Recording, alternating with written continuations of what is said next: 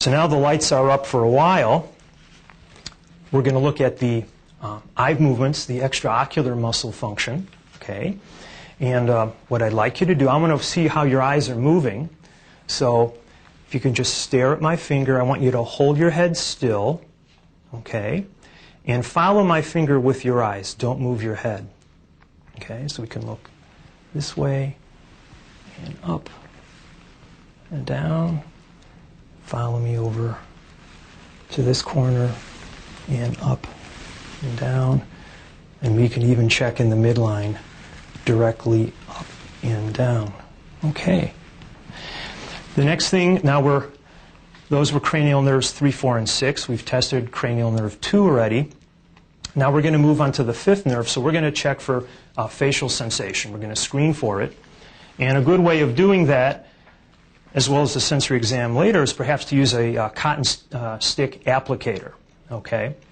And tease the head of the applicator to get a little wisp of cotton.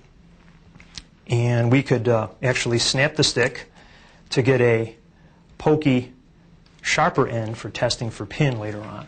But for the facial sensation, I'm just going to use the cotton.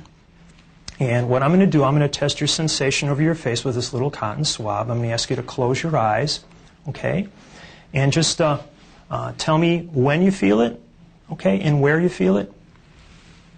Where's that? On my forehead to the right. Okay. How about there? And to the left. Are those pretty equal? Yes. Sensation? Okay. How about here? My cheek on the right, cheek on the left, my chin on the left, and the right. Okay. So what I've done is checked the 3 divisions of the trigeminal nerve sensory branches, V1, V2, and V3, over the forehead, cheek, and along the chin or jawline. Okay. Next, we're going to look at the cranial nerve 7, the facial nerve, and I'm going to see how your muscles are working in your face. So if you could raise your eyebrows up for me, and how about give me a big smile, show me all your teeth. Great. Okay. Next, we'd like to do the 8th cranial nerve and just screen for hearing, and this is rather crude, but I'm just going to see how you could hear the rubbing of my fingers. If you can close your eyes for me, okay. Left, right. Okay, or we could use a ticking watch or a whispered word in much the same way. Next step, we want to look at cranial nerves 9 and 10. And one way of screening for that, and you may need to grab the ophthalmoscope or otoscope or your pen light to look inside the mouth. Could you open your mouth for us? And tilt back a little bit and give me a ah. Ah. And here, what I've seen is that her palatal arch and uvula rise symmetrically in the midline. Now, that really doesn't technically test cranial nerve 9.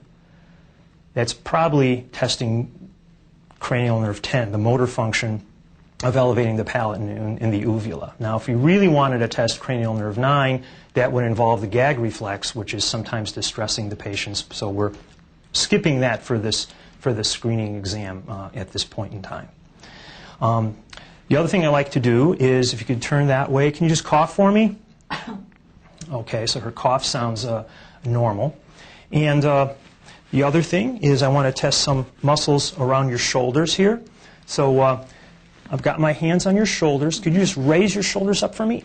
And they move well and strongly on both sides. And the other thing I'd like you to do is turn your head toward me and hold it there. Don't let me push you. And you can see her left sternocleidomastoid tense.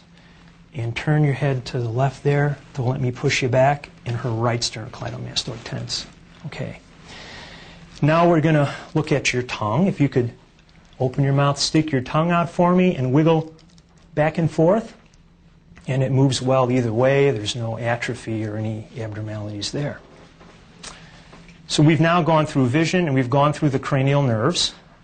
At this point, we're going to get into the motor examination. We're going to start looking at the upper limbs while Nancy's seated on the table. And as we're looking at the limbs, while I'm moving them and testing for strength, I'm also observing, and I'm looking to see if there's any atrophy or abnormal movements, fasciculations on one side or the other while we're doing all of this.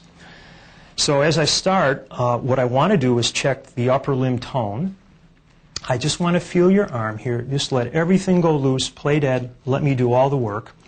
So while supporting the elbow, I pretty much just gently want to move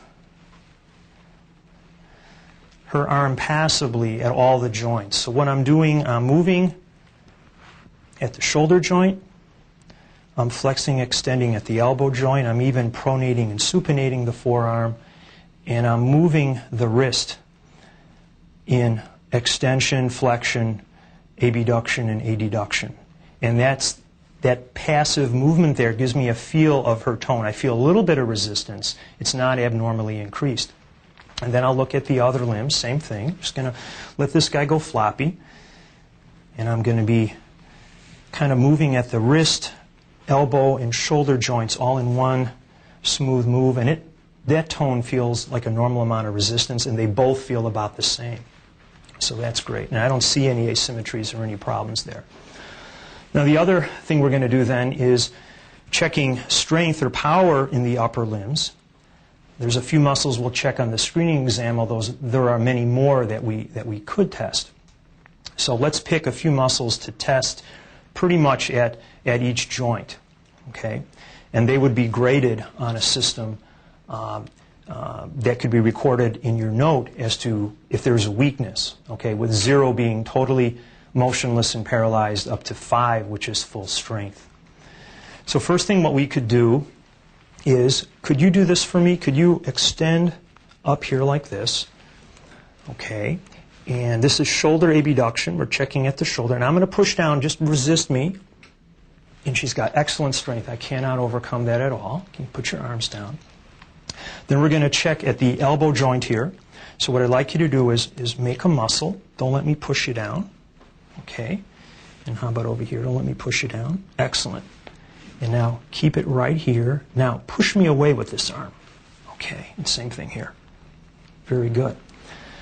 Now we're going to look at the wrist joint. And if you could make a fist for me, keep it right there. Don't let me push your wrist down. Better yet, cock it up a little. That's wrist extension. And now bend it down. Wrist flexion. Okay, thank you. And let's try over here. Pull it up. Cock it up. Wrist extension is strong, and wrist flexion is strong. Let's look at the fingers, and what I'd like you to do is get even with me and just squeeze me. Okay.